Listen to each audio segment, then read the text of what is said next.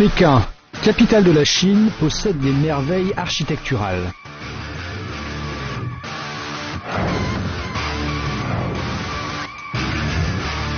Elle surprend le monde par son développement économique, mais les embouteillages sont devenus un problème important dont la solution est déjà en cours d'exécution.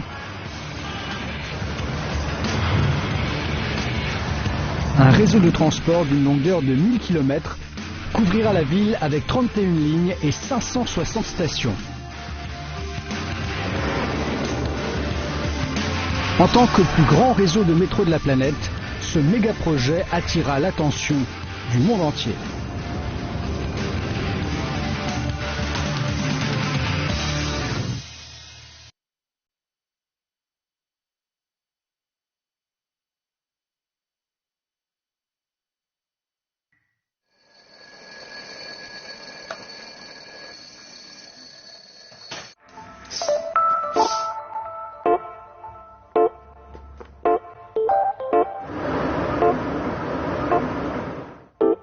Xue Jie est employée dans une entreprise de Pékin. Aujourd'hui, elle doit parcourir une dizaine de kilomètres pour arriver à l'heure à un rendez-vous important.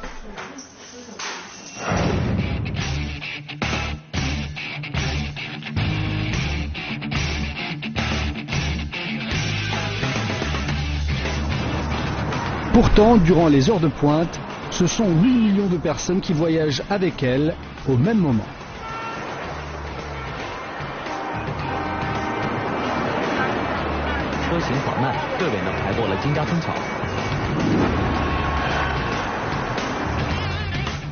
Pékin s'est développé très vite à partir de son centre ancien et s'étend à présent jusqu'au 6e périphérique.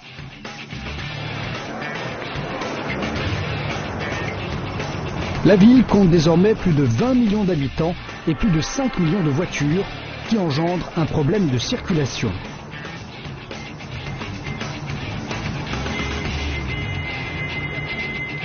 Aucune des politiques déjà appliquées, comme la circulation alternée, ne peut régler durablement la question des embouteillages.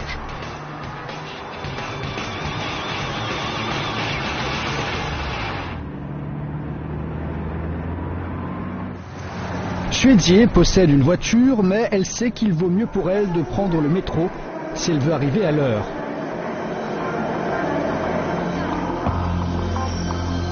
Les 14 lignes de métro, d'une longueur totale de 400 km, lient les principales parties de la ville.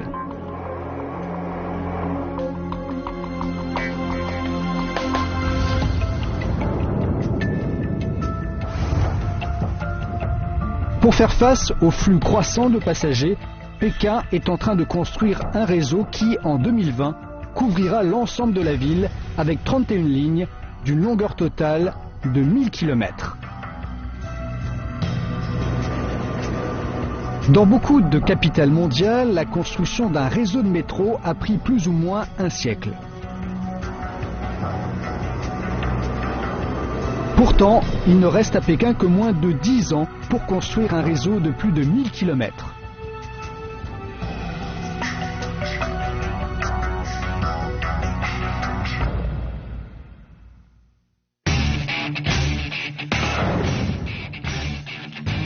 dizaine d'entreprises de construction, plus de 10 000 travailleurs et des pelleteuses dernier cri travaillent ensemble jour et nuit.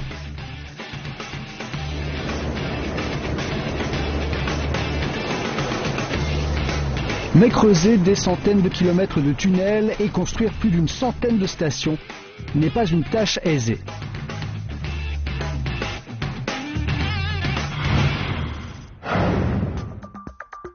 Le réseau de métro accompagne, voire précède le développement de beaucoup de grandes villes.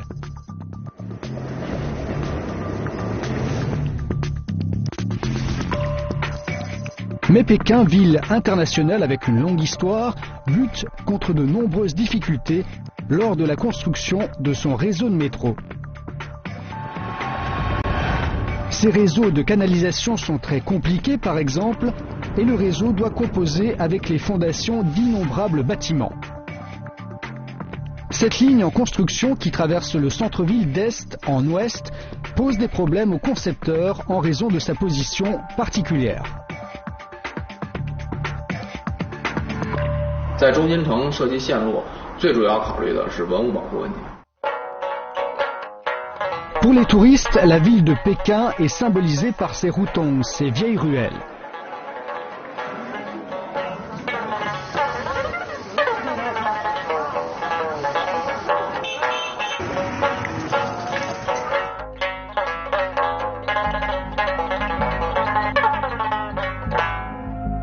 Comment concevoir, dans ce contexte, des lignes de métro passant sous ces vieilles bâtisses?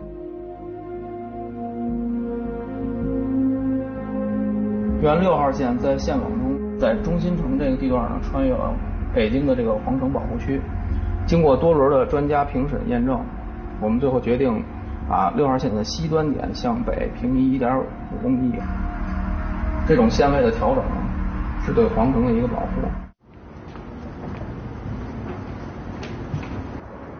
Mais ce n'était pas tout. Il fallait également tenir compte des méthodes de construction à appliquer.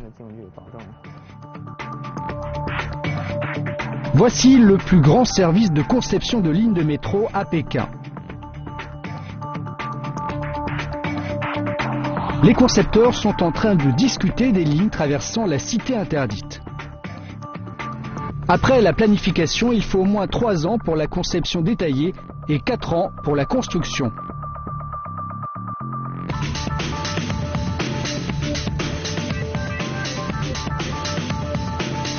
Une ligne mise en service en 2012 a probablement été déjà pensée en 2005.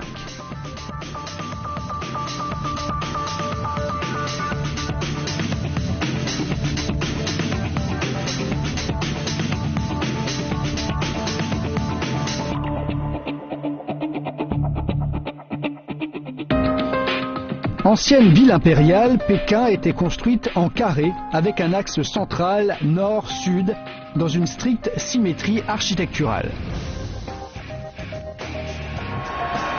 Liang Sichang, maître architecte chinois, fait remarquer que l'axe central était la source de la beauté et de la grandeur de Pékin.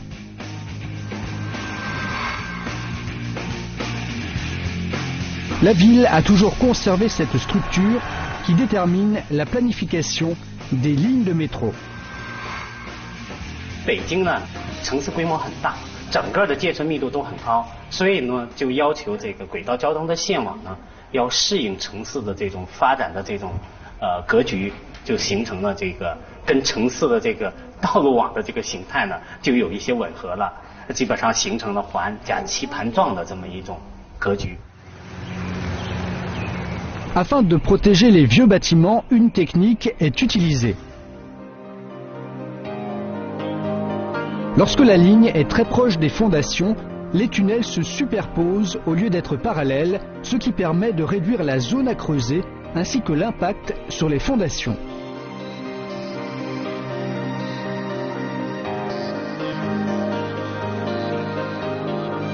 Mais il faut, en plus, tenir compte de la complexité des conditions géologiques à Pékin.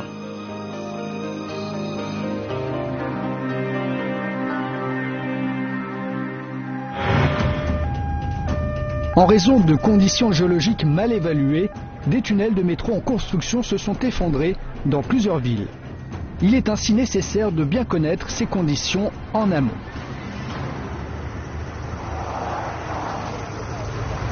L'exploration géologique est effectuée dans la nuit pour ne pas perturber la circulation du métro. L'équipe d'exploration creuse un trou de 40 mètres et recueille des échantillons tous les 50 mètres.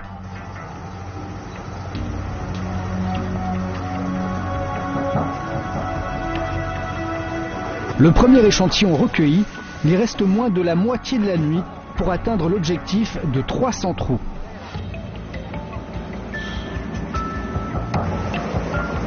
Ces travaux sont fatigants, mais indispensables pour la sécurité de la ligne.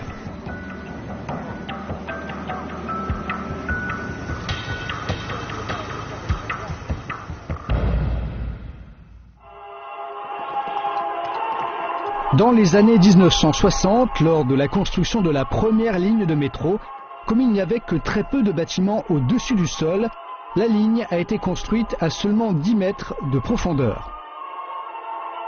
La majeure partie du sol a été creusée manuellement.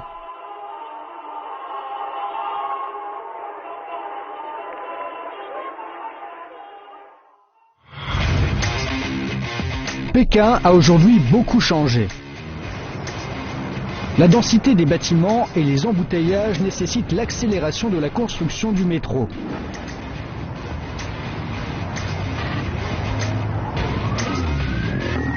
Des tunneliers sont ainsi mis en service. La tête des tunneliers avance en tournant pour enlever la terre. La terre est ensuite mélangée avec de l'eau et enfin emportée par des camions.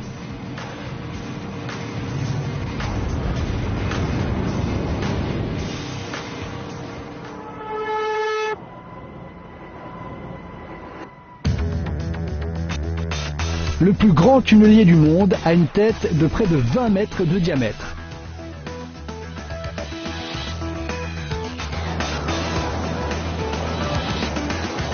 Mettre ce géant au-dessous du sol est déjà une épreuve.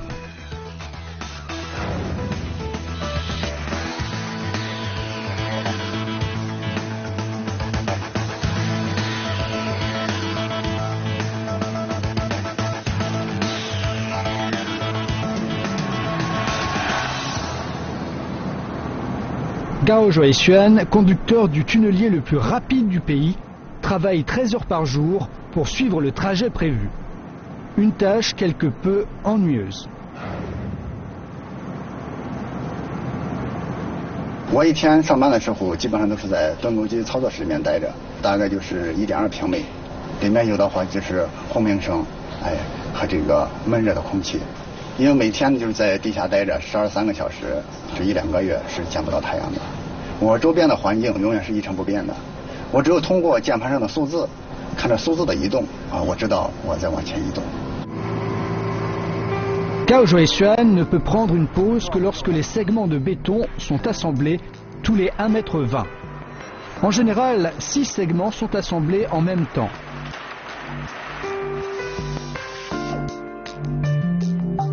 Les segments étant de tailles différentes, les travailleurs doivent les assembler avec beaucoup de minutie.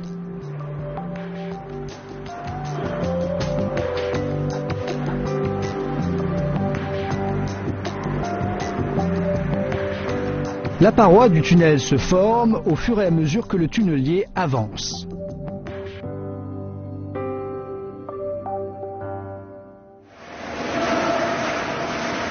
La paroi formée, une autre équipe vérifie si le trajet conçu est respecté pour que le tunnelier sorte au point défini à l'avance. Sans les tunneliers, il serait impossible de construire le plus grand réseau de métro du monde en 10 ans.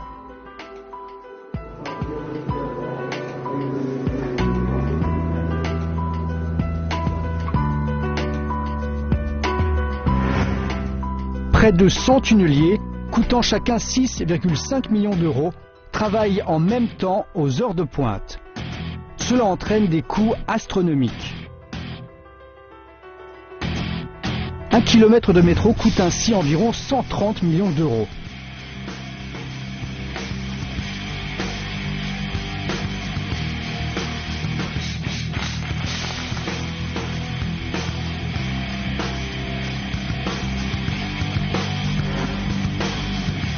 Après 30 ans de développement économique rapide, Pékin est aujourd'hui capable de réaliser ce méga projet.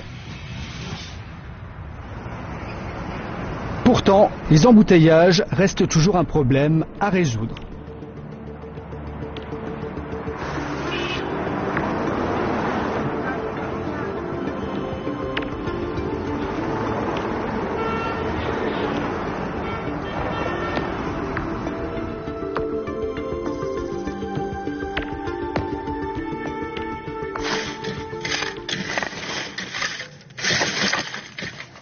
Pour la station musée militaire sur la ligne 9 a été employée la méthode manuelle traditionnelle.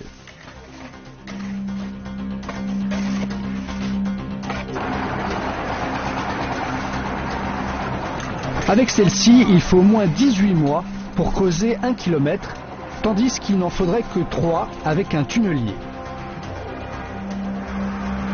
Mais un tunnelier a d'abord besoin d'un grand trou pour entrer dans la terre, ce qui n'était pas possible sur l'avenue Chang'an.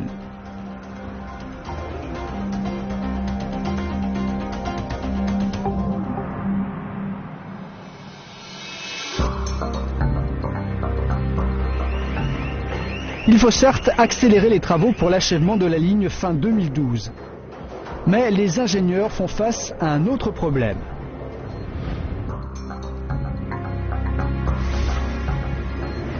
La ligne 9 passera sous la ligne 1, ce qui augmente le risque à la construction.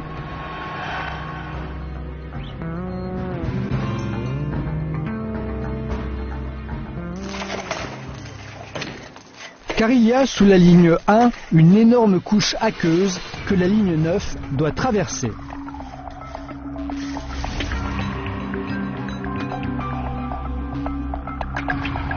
Les travaux dans ces eaux souterraines seront exténuants et dangereux pour les travailleurs.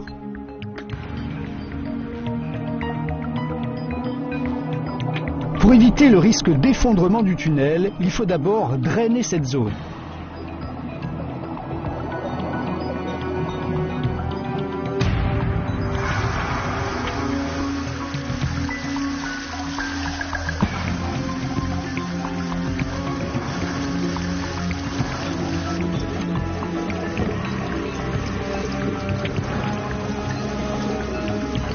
Les travaux de drainage ont duré 2 mois, mais le niveau d'eau n'a pas visiblement baissé, ce qui est très frustrant.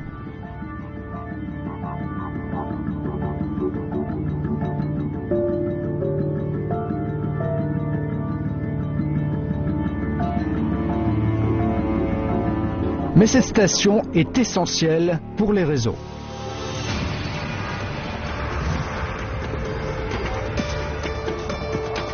La gare de l'ouest de Pékin est la plus fréquentée du pays.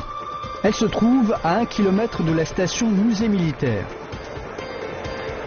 Il n'y a pour l'instant pas de station de métro à la gare et la circulation routière y est infernale.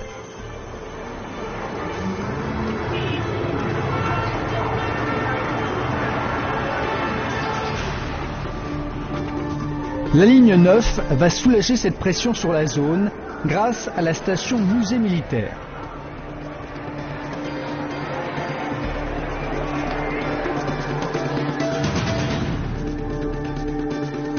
Problème, sa construction bute actuellement contre toutes sortes de difficultés, sans solution.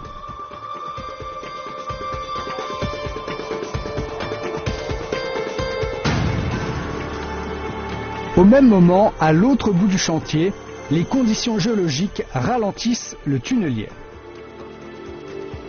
我在这个里面最长的一次待过26个小时，登陆机往前的话是掘进了不到10公分。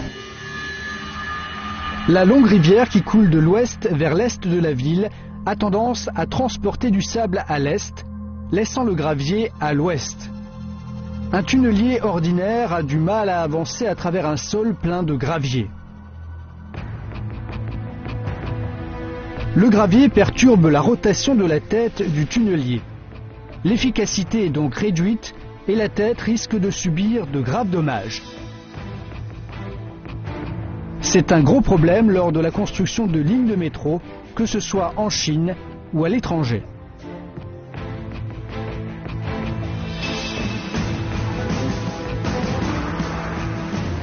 Face à l'urgence du projet et à la lenteur des progrès, Gao Zhuoxuan est obligé de travailler encore plus longtemps dans le tunnel. C'est pour lui un véritable défi psychologique. 每次走到里面，感觉特别烦，听着这个机器的轰鸣声，曾经说是，在这边干什么呢？自己干脆卷铺盖回家算了，不干了。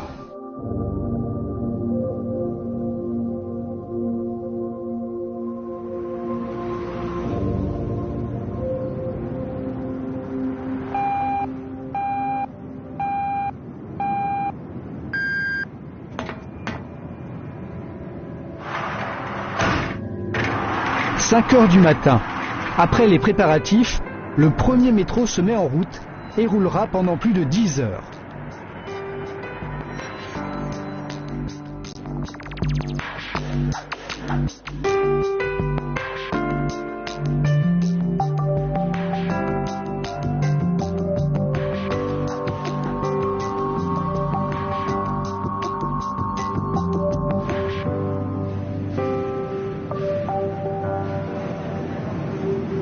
Au même moment, Gao Zhuoxuan termine son travail.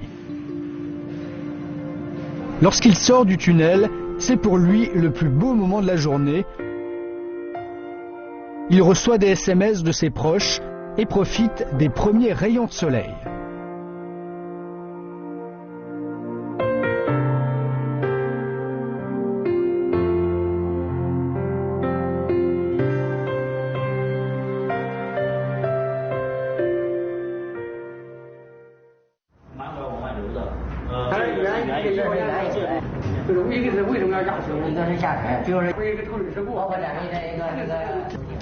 Après de longues discussions, les experts ont enfin décidé que la station serait 8,50 mètres plus bas que prévu, c'est-à-dire sous la couche aqueuse.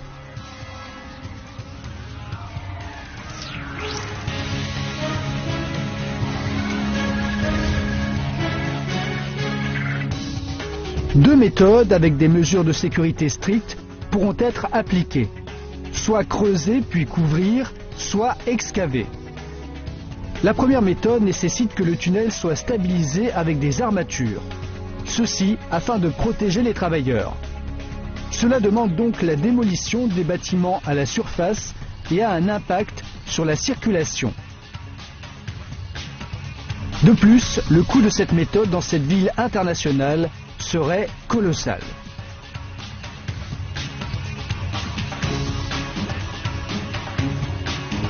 C'est donc la deuxième méthode qui est finalement privilégiée. Les travailleurs creusent d'abord de petits trous et enlèvent la terre en excédent afin de créer la structure de la station. L'ensemble du processus de construction est effectué au niveau du sous-sol. Cette méthode permet d'éviter l'impact sur les bâtiments et sur la circulation.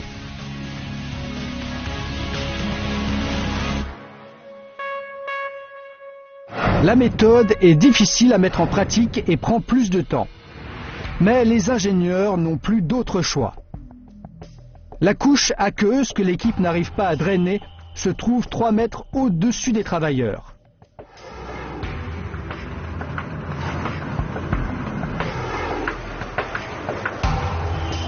La stabilisation de cette couche est la priorité absolue. Du béton armé est utilisé pour stabiliser le plafond du tunnel, mais l'autre grand défi est de s'assurer que le niveau du sol ne s'abaisse pas de plus de 3 mm.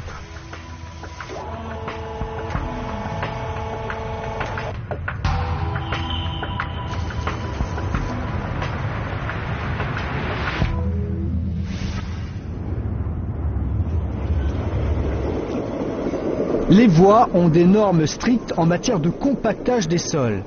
Si une partie du sol s'enfonce de plus de 3 mm, le train sera obligé de ralentir, ce qui entraînerait des perturbations sur l'ensemble du réseau.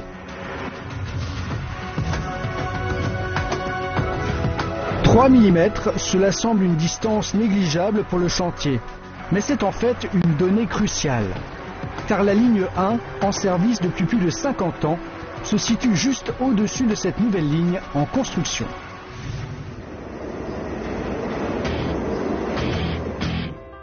Première ligne de métro mise en service à Pékin, la ligne 1 traverse la ville d'est en ouest. Elle transporte plus d'1 million de passagers par jour. Elle se trouve sous l'avenue Chang'an et passe par la place Tiananmen, le cœur de Pékin. Il y a plusieurs stations situées à proximité de la place, ce qui fait que la ligne est très fréquentée par les touristes durant les vacances. Pourtant, elle a d'abord été construite à des fins militaires.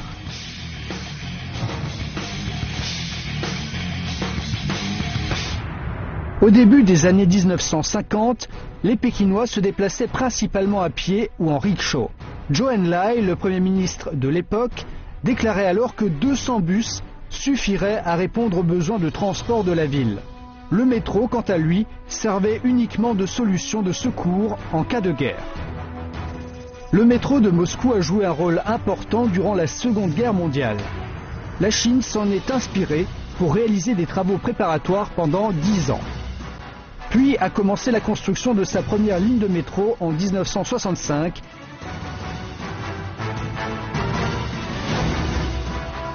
Une tâche alors difficile pour la Chine de l'époque. 我们的设计周期只有不到半年的时间，当时也是相当紧张，又没有经验，又没有借鉴的东西，我们白手起家搞设计，我们都趴在那大图板上，然后一笔笔去画。大夏天天都很热，怕这个胳膊这热汗呢粘在那个硫酸纸上，我们底下垫上毛巾，然后趴那画图。 Après 4 ans d'efforts, la ligne 1 a été mise en service en 1969 et n'était accessible alors qu'à l'armée. Les citoyens ordinaires ne pouvaient la visiter qu'avec une lettre de recommandation. Les stations de métro étaient alors surnommées les palais souterrains.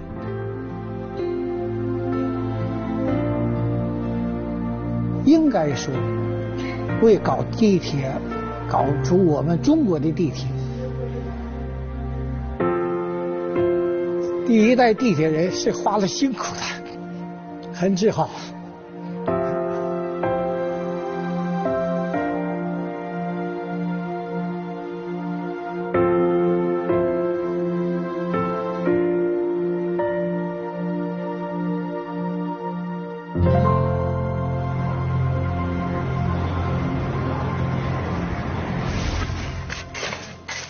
Les travaux se poursuivent à la station musée militaire.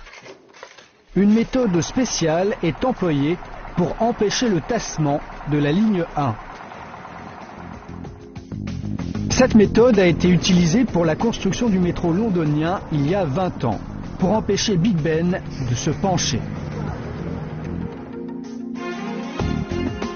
En cas de tassement du sol, les ouvriers mettaient dans le sol des tuyaux d'acier à travers lesquels on coulait du béton afin de consolider la terre.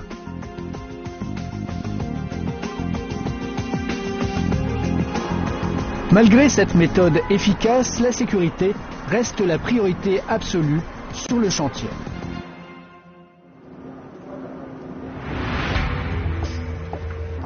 Ici arrivent chaque jour des rapports sur tous les chantiers en cours le long du métro de Pékin.